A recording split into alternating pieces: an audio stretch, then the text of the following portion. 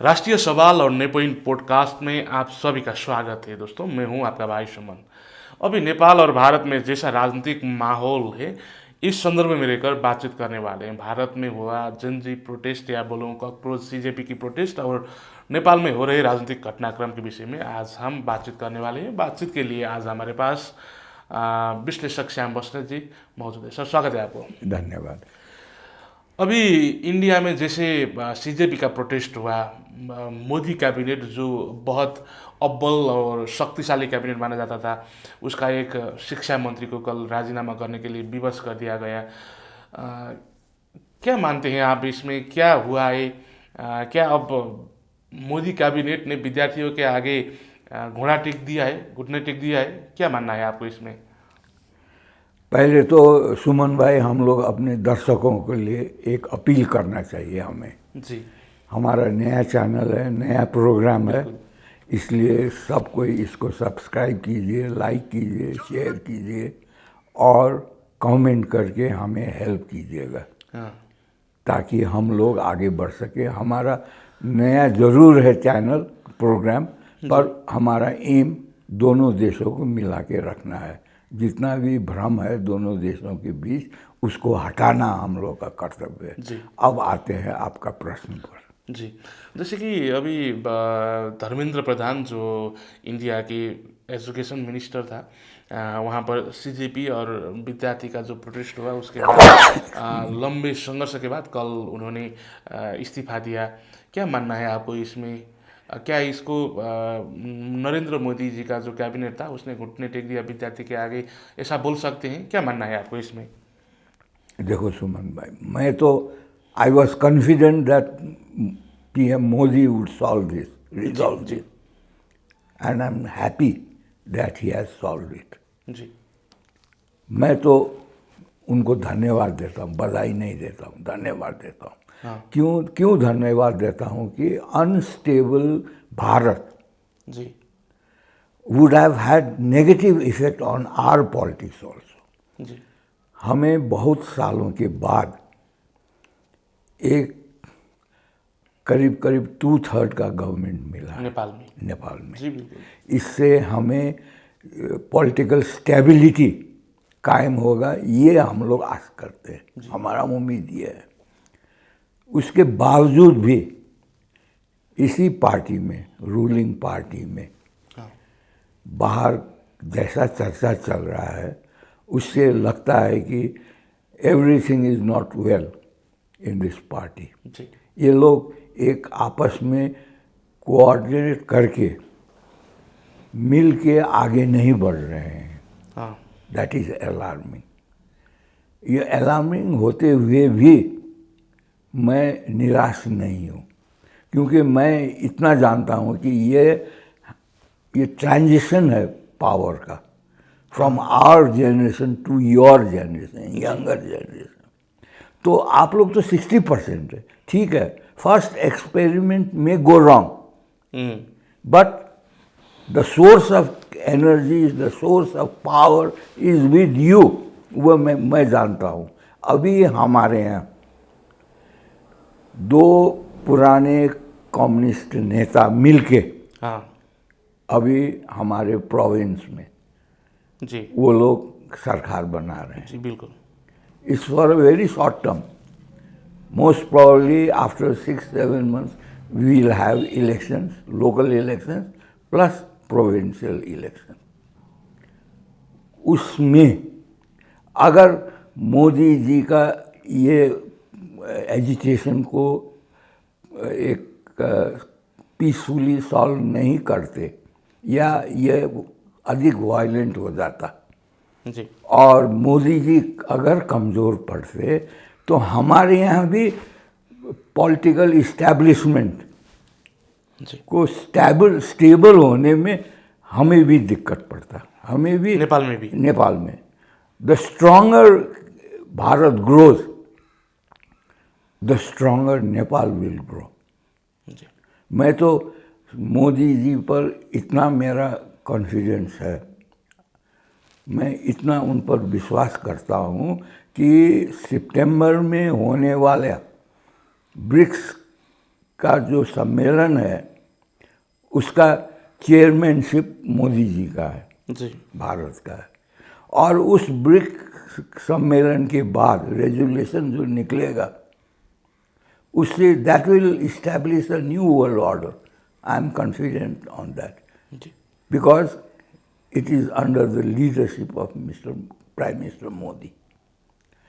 और मैं इस चीज़ में विश्वस्त हूँ कि मोदी जी इस न्यू वर्ल्ड ऑर्डर में नेपाल का he'll take care of Nepal's interest. Ji He'll place Nepal in such a position from where we can launch our development. मैं इस चीज़ में विश्वस्त हूँ। जी तो इसलिए the stronger Modi ji grows, the better it is for Nepalese political stability and economical growth. इसलिए मैं मोदी जी का सपोर्ट करता हूँ। It's for the interest of Nepal. But छोटी छोटी होते हैं इंसिडेंट जिससे डायरेक्टली हमारे पब्लिक, बॉर्डर में जो पब्लिक है, हमारे जो देशव्यापी जो नेपाली पब्लिक हैं, उसमें नेगेटिव जो संदेश जा रहा है मोदी के खिलाफ। मोदी के खिलाफ, क्योंकि हमारे यहाँ मोदी हेटर्स का बाहुल्य है। जी इंडियन भारतीय हेटर्स का भी बाहुल्य है। They want a weak, our leadership want a weak Bharat so that they can manipulate between Bharat and China. जी That is in their blood. That is why I have been supporting the youth. I know youth are not influenced by that politics. इसलिए हम चाहते हैं कि अभी जितना भी rumour बाहर है कि स्वतंत्र पार्टी क्रैक हो जाएगा, उसके लिए हम विश्वस्त हैं कि Modi ji will help maintain the unity of this ruling party. जी मोदी जी न बालेन को सपोर्ट करते हैं, न रवि जी को जो पार्टी प्रेसिडेंट है उनको भी समर्थन नहीं करते। अभी भी वक्त में देखें तो इंडिया में कुछ टाइम तो जो मोदी जी का कैबिनेट था उसको ही हिला दिया विद्यार्थियों ने, स्टूडेंट ने। उसके बाद बहुत सारे लोग कहते थे कि मोदी जी बहुत एटीट्यूड वाला है, कॉन्फिडेंट वाला है। फिर भी उनको बहुत बार वीडियो बनाकर विद्यार्थियों के साथ समझौते के लिए आह्वान करना पड़ा। कल धर्मेंद्र प्रधान जो एजुकेशन मिनिस्टर था, उन्होंने राजीनामा देने के लिए, इस्तीफा देने के लिए मजबूर किया। ये तो विद्यार्थी का जीत हुआ ना अभी के वक्त में। नहीं, ये हमारा मोदी जी को हमारा गुमराह नेपाली माइंडसेट वैसा है। आप लोग ने इस चीज़ को ख्याल ही नहीं किया कि इस एग्रीमेंट से, हाँ इस एजिटेशन को सॉल्व करने के बाद Modi ji has become more stronger, क्योंकि जो 3 कॉन्स्टिट्यूशनल अमेंडमेंट बिल जो पेश कर रहे हैं मोदी जी, जी वो अब पास हो जाएगा हाँ मेरे ख्याल से। क्योंकि कल मंडे को वो लोग एक बिल ला रहे हैं जो ये पेपर लीक जी के लिए कंट्रोल करने के लिए एक बिल ला रहे हैं। उस बिल को, क्योंकि स्टूडेंट्स एजुकेशन तो बंद हो गया है, हाँ on this condition also, this is going to help the students also, this new bill, control paper leak और eradicate paper leak, क्योंकि इसमें ऐसे प्रावधान आ रहे हैं, मैं सुन रहा हूँ, जिससे अब फेयर एंड क्लियर एग्ज़ाम्स होंगे। जी अभी भी जो री एग्ज़ाम हुआ है उसमें 11.5 लाख स्टूडेंट पास होके they have already been admitted. उसमें तो कोई दिक्कत नहीं था। इसीलिए भी Modi ji has become more strong.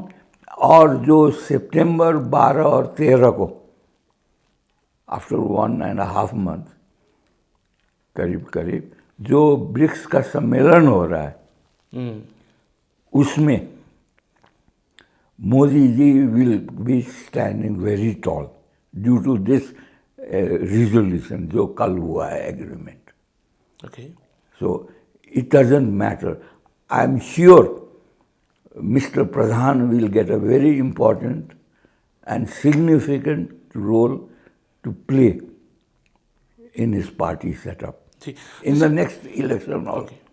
जैसे कि अभी नेपाल में भी जो 2/3 मेजोरिटी का सरकार बना, उसके बाद भी नेपाल में एक किस्म का अनस्टेबल सिचुएशन है. कल ही नेपाल में प्रचंड और ओली के बीच में एकता हुआ, एग्रीमेंट हुआ. उन दोनों मिलकर यहाँ का प्रदेश में, प्रोविंस में सरकार बनाने के लिए तैयार हो रहे हैं. अब क्या मानना चाहिए, फिर भी नेपाल में अब बालेन्द्र शाह की जो सत्ता है या सरकार है, अब जैसे जैसे केपी ओली और प्रचंड को एकता हुआ, एग्रीमेंट हुआ, इससे क्या बालेन्द्र शाह के कैबिनेट को खतरा है? क्या मानना है आपको? ये देखो- बहुत देखो सारा सुमन लोग भाई, जानने के लिए शुरू में हमने मोदी जी को धन्यवाद दिया है. हाँ. मैंने बधाई नहीं दिया. धन्यवाद इसलिए दिया कि जो एडवेंचर अभी पुराने जो leftist party mister Prachanda and mister Oli have formed a new alignment, जी. उसको बहुत बड़ा धक्का पहुंचा है. अगर मोदी जी को कमज़ोर करता ये एजिटेशन, जी. तब इन लोगों को हिम्मत बढ़ता. ये जो हमारे यहाँ स्टेबिलिटी आया, दिस स्टेबिलिटी अभी थोड़ा सा हमारे यहाँ कन्फ्यूज़न, डाउट जो पैदा हुआ है, it is due to our prime minister Balen and the party president of Swatantra party. जी. अगर वो लोग क्लीन आए, जनता के सामने आके जनता का विश्वास फिर से जीते, जो कन्फ्यूज़न है उसको हटा दे, जी. जो डाउट है उसको हटा दे, उसको विश्वास में अगर वो लोग चेंज कर सकते हैं, चेंज कर दे, तो we are on the right path. जी. उसके बावजूद भी अगर ये लोग ऐसे आगे बढ़ते रहे, मैं तो देखता हूँ कि कल से मोदी जी का स्ट्रेंथ बढ़ने के बाद ये कम्युनिस्ट का जो है, जो अभी अलायंस है प्रचंड और ओली जी का, जी. ये alliance has failed now. Okay. अभी के वक्त क्योंकि- में क्यों- जैसे ही उन्होंने ये पॉलिटिकल एग्रीमेंट किया या बोलूँ अलायंस किया, अब मोदी जी की वजह से अभी ये फेल हो चुका है, ऐसा मान सकते हैं? Yes, इस कांड से the result of this agreement has failed that move of this party. क्योंकि अब जो है नेपाल में यहाँ पर डिस्टेबलाइज करने के लिए न अमेरिका वेंचर करेगा, हिम्मत करेगा, न चाइना करेगा. अब एक ही उपाय है, जितने जल्दी हो the mistrust between prime minister और हमारा रूलिंग पार्टी का, रवि के बीच का जो मिसट्रस्ट है वो हटे. अगर नहीं हटता है, अगर नहीं हटा सका उन लोगों का अपना पर्सनल ईगो के कारण, अगर नहीं हटा, तो then we still have 180 members remaining. They can sit together जी. and then just bypass both of these leaders and elect a new leader who will become the prime minister and who will have a clear support from all the rest of the 180. जी. तब तो बालन को भी मानना पड़ेगा, तब तो रवि को भी मानना पड़ेगा, फिर सारे जो ऑपोजिशन है उनको भी मानना पड़ेगा. जी. वो दिखाना, स्ट्रेंथ दिखाना. ये जो बाकी 180 जो मेंबर ऑफ पार्लियामेंट्स हैं, एक स्पीकर को छोड़ दे तो 179 हो गए. जी. वो 179 जो रिमेनिंग एमपीज हैं, अगर वो लोग एक जगह बैठ जाएं, they are all sensible people, educated people, product of the 21st century, they can understand the geopolitics if they want, if they try. I think they should put their mind together, क्योंकि उन लोगों के पीछे after 30 years 35 years, we are having a stable government for the first time after 35 years. जी And it is virtually a miracle to get a 2/3 majority within this constitution, within this framework, political framework, जी which was next to impossible. Our people have achieved it. They have understood the dynamics of local politics, Nepalese politics, and I think due to your contribution, you young media person who run this YouTube channels, जी you have built that faith in the Nepalese society, Nepalese people, to counter all these nonsense politics. जी अभी के वक्त में sir राष्ट्रीय स्वतंत्र party के जो chief है सभापति रवि लामिछाने चाइना के भ्रमण में जाने के लिए भी तैयार हो रहे हैं। अब वो चाइना जाकर आए तो क्या होगा, नेपाली पॉलिटिक्स कैसे आगे बढ़ेगा? जैसे हम नेपाली लोग जो हैं चाइना और इंडिया के बीच में रहते हैं। अब नेपाल कुछ समय पहले रवि लामिछाने इंडिया भी जाकर आए हैं, अभी चीन जाने के लिए तैयार हो रहे हैं। यहाँ तक कि सरकार को भी इस बारे में कोई भी जानकारी नहीं है, ऐसा बोल रहे हैं। अब जैसे रवि लामिछाने चाइना जाकर आएंगे, नेपाली राजनीति कैसे आगे बढ़ेगा? आपको क्या मानना है इसमें? देखिए, जो उद्देश्य लेके, जी जो मकसद लेके अगर रवि लामिछाने जी जा रहे हैं, वो नेशनल इंटरेस्ट में है कि नहीं है हम लोग नहीं कर सकते। बट एक डाउट क्रिएट हो गया क्योंकि वो प्राइम मिनिस्टर से कन्वर्सेशन किए बगैर ही, मीटिंग किए बगैर ही जा रहे, सुन रहे, ऐसा बोल रहे हैं नेपाल में, है ना। अगर वैसा है तो that will be very harmful to both the party and the people of Nepal. जी ओके। अभी के वक्त में जैसे वो जा रहे हैं, ये नेपाल के लिए खतरा हो सकता है। खतरा हो सकता है, पर ये जो फिर मैं आपको कल का इंसिडेंट जो एग्रीमेंट हुआ government of Bharat and cockroach party students group से जो एग्रीमेंट हुआ, उससे मेरे ख्याल से चाइनीज़ लोग भी स्वतंत्र पार्टी को क्रैक करने से वो लोग भी रोकेंगे हमारे ख्याल से। जी अगर स्प्लिट का अगर कंडीशन आ गया स्वतंत्र पार्टी रूलिंग पार्टी में, they will try to stop it, because अब जो कम्युनिस्ट जो गठबंधन बना है अभी लेटेस्ट, अभी जो प्रोविंशियल गवर्नमेंट में, और मेरे ख्याल से वो ये आने वाले लोकल इलेक्शन और प्रोविंशियल इलेक्शन में भी कायम रहेगा। जी और उस इलेक्शन में अगर स्वतंत्र पार्टी एक होके अगर फाइट करे और नेपाली कांग्रेस जी में भी कुछ किसी किस्म का अंडरस्टैंडिंग आ जाए, तब तो उस लोकल इलेक्शन के बाद ये पुराने जो कम्युनिस्ट थिंक टैंक वाले हैं वो लोग आउट हो जाएंगे और उसमें फिर यंग जनरेशन जो भी है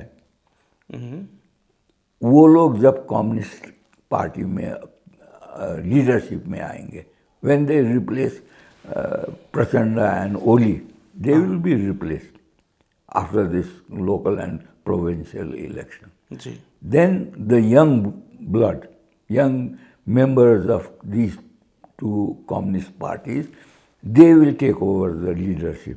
उस वक्त नया political equation हो जाएगा. When young within all the parties, स्वतंत्र पार्टी एक यंग ब्लड का पार्टी है।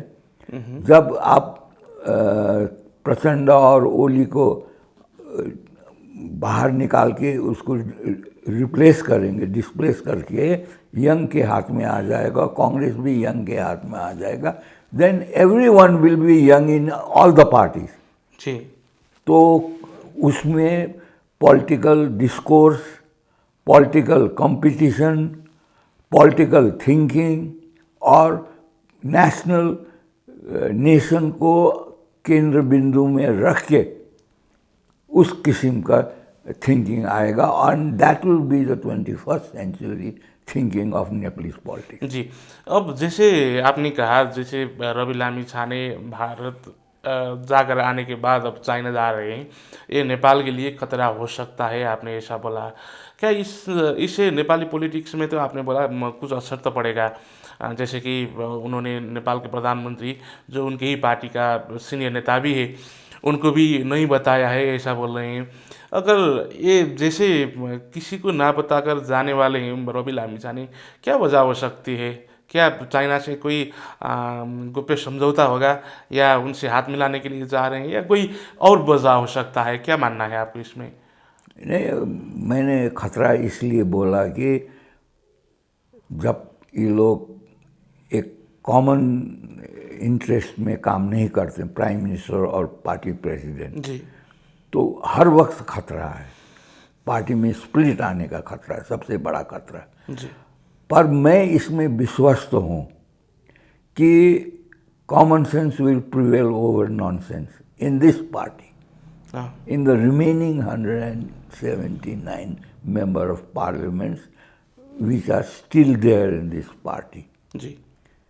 वो लोग इस सिचुएशन को कंट्रोल करके दोनों लीडर्स को कंट्रोल करेंगे, और मेरे ख्याल से विद द हेल्प ऑफ भारतीय पब्लिक, भारतीय opinion, and after BRICS even Chinese leadership will also support this 179 member of parliament of this party with a new leadership there.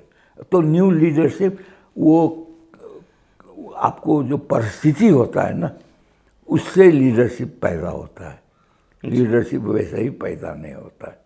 हाँ। तो मेरे ख्याल से आफ्टर ब्रिक्स डिक्लेरेशन, क्या डिक्लेरेशन होता है, और जो वर्ल्ड न्यू ऑर्डर होगा, उसमें with the help of Modi's leadership हमें सही रास्ता चुनने के लिए हमें आसान होगा, नेपालीज इंटेलेक्चुअल्स को भी। जी। जैसे कि अभी कुछ समय पहले से नेपाल में बातचीत चल रहा था कि एक हल्ला बोलूँ या बोलूँ चर्चा था, बालेन्द्र सार्वत को सरकार ने लिपुलेख और लिम्पियाधुरा, इनकी जो नेपाल का मानक या बोलूँ नक्शे थे, वो सिक्के से हटाने की बात किया था। कल नेपाल ने नए सिक्का जारी किया, लॉन्च किया, जिसमें वो भाग नहीं हटाया गया है, फिर भी उसमें बटुक भैरव मंदिर का भी फोटो लगाया, और वो जो लिपुलेख और लिम्पियाधुरा के साथ जो नक्शा था, उनको ही सिक्के में रख दिया। अब इसे देखें तो नेपाल का उड़ान क्या है? आपने कहा था कि अगर वो चुच्चे नक्शा हटाएंगे तो वो भारत के साथ बातचीत करने के लिए तैयार हैं, ऐसा दिखाने की कोशिश कर रहे हैं, ऐसा आपने बोला था। कल जो बैंक ने, नेपाल राष्ट्र बैंक ने सिक्का को लॉन्च किया, उसमें तो नक्शे के लिपुलेख और लिम्पियाधुरा वाला पार्ट तो नहीं हटाया गया है। क्या है ये? देखो सुमन, क्यों इतना बड़ा हल्ला किया नेपाल में? एक चीज तो क्लियर है कि mister our prime minister mister Balen, he is very anxious to meet Modi ji. जी। क्योंकि यहाँ पर जो अभी चर्चा चल रहा है कि उनका जो प्रिंसिपल सेक्रेटरी कुमार बेन भाई, वो भारत दिल्ली पहुँच के आ गए हैं। जी। ये चर्चा है जी। अजीत डोभाल से भी मिला, पर कंफर्म नहीं है। यहाँ पर अजीत डोभाल से मिलने का चर्चा भी है, जी, जोर शोर से चर्चा है, पर भारत में इसका कोई चर्चा ही नहीं है। हाँ। तो मेरे कुछ नेपाली दोस्त हैं, मेरे शुभचिंतक हैं, छोटे भाई लोग हैं, वो लोग दिल्ली में हैं। हाँ। So I got a phone yesterday from Delhi. Ji. He is a Nepalese, not an Indian, Bharatiya. I don't have any connection with any of the Bharatiya diplomats or bureaucrats. जी। मैं तो जो न्यूज़ में देखता हूँ, जो live देखता हूँ, जो मोदी जी बोलते हैं, जो उसको सुनता हूँ, उससे मैं अपना एसेस करता हूँ। जी। तो उन लोगों का कहना है कि डोवल जी से उसका मुलाकात नहीं हुआ है, कुमार बेन का। कुमार बेन की। हाँ, समवन बिलो हिम, उससे उनके नीचे वाले किसी ऑफिसर या रॉ के किसी ऑफिसर से इनका बात हुआ है। जी। उससे क्या दिखाई देता है कि भारत जो है, नेपाल का जो इंटरनल पॉलिटिक्स में माइक्रो मैनेजमेंट करना नहीं चाहता है। अगर डोवल जी उनसे मिलते तो मेरे ख्याल से किसी न किसी मीडिया पर्सन को उसका भनक हो जाता, जी। उसको कहीं ना कहीं से इन्फॉर्मेशन मिल जाता, वो अभी वायरल होता भारत में। जी। कोई वैसा एक्साइटिंग न्यूज़ नहीं है इसका मतलब। इसका मतलब ये है कि जो भी बात करना है भारत तैयार है, and they are waiting for our prime minister to go there. जी। कोई प्री कंडीशन नहीं रखा है। जहाँ तक ये कॉइन में जो पुराना ही नक्शा आया है अभी, और वो जो बुद्धिस्ट मॉनेस्ट्री का जो था बात, हाँ, उसे हटाकर बटुक भैरव का। बटुक भैरव का लगाया है। इससे क्या दिखाई देता है कि we are still on the same stand Nepal. वो राइट चीज़ भी है, सही बात भी है। अभी से ही हम लोगों को गिव अप नहीं करना चाहिए। But one thing is finalise, this is a bilateral issue and it will be resolve bilaterally. ये तो दोनों पक्ष का तो कंडीशन तो एक्सेप्टेड कंडीशन है, they can't deviate from it. तो उसमें इतना एक्साइटेड होने की बात नहीं है। आई थिंक मोदी जी की तरफ से, उनके टीम की तरफ से जब हमारे प्राइम मिनिस्टर जाएंगे वहाँ पर, I think they will show the reason.